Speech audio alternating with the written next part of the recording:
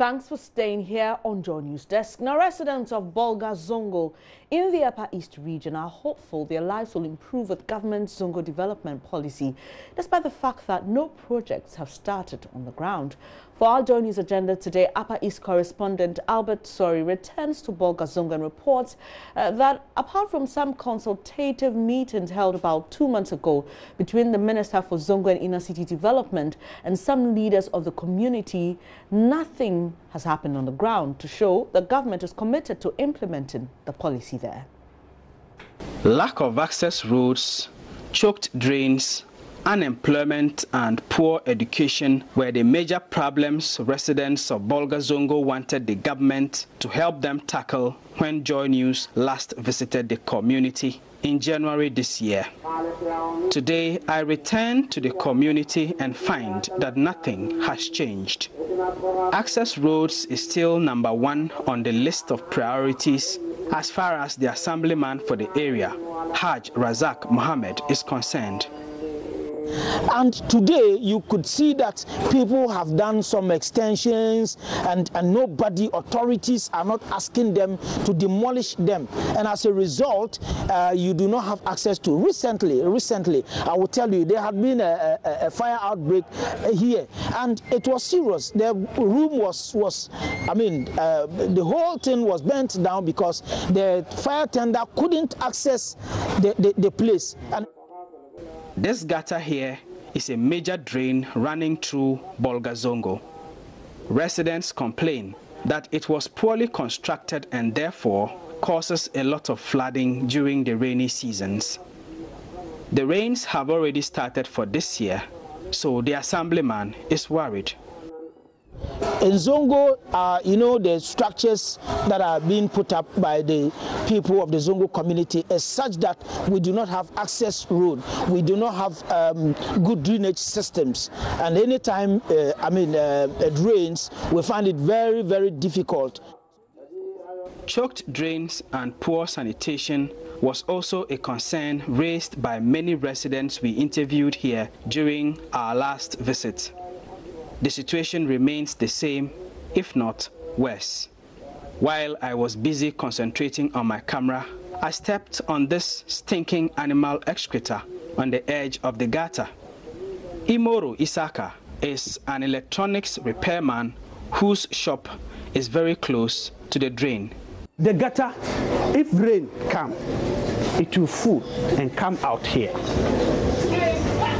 And this gutter is started from some place. I think if they come and then go over there and start the gutter there and build the gutter and come and join into this one, I think it will help.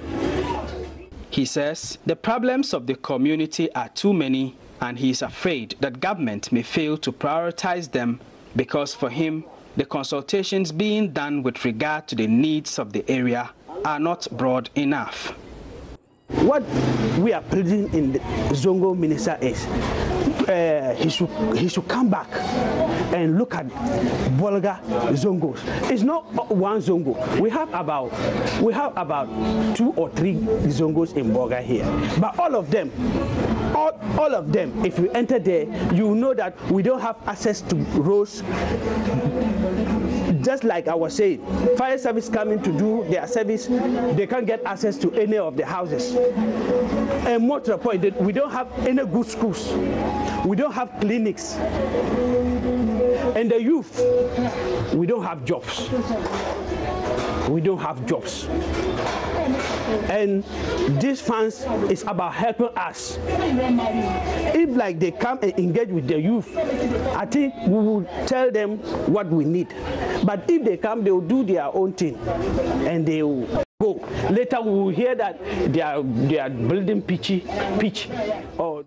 Isaka's views are echoed by Ahmed Abubakar, an automobile electrician here at Bolga Zongo. They didn't make any gutter whereby it will come into the big gutter. You understand? So when it rains or when they are pouring water away, it's also all like just lying at a place. It doesn't run. So I think when we get that, the roads and the gutters that will go into the big gutter, it will help us a lot. Abubakar is an opinion leader and a mentor to many youth here at Bolga Zongo, sometimes called Sabon Zongo. For him, jobs for the youth and women should be one key priority for government if it intends to develop the Zongos. We need certain machines, equipments that we will be using for our work. When you get that one at least, and you are even taking 20 boys, 30 boys, you will be okay. You understand? Because the machine helps a lot. You can use a machine, detect faults, put a boy there, do this, send another boy. You can use that machine and fix at least 23, 30 boys to be busy working. For women in the Zongo area, at least, they are normally traders. They sell and buy.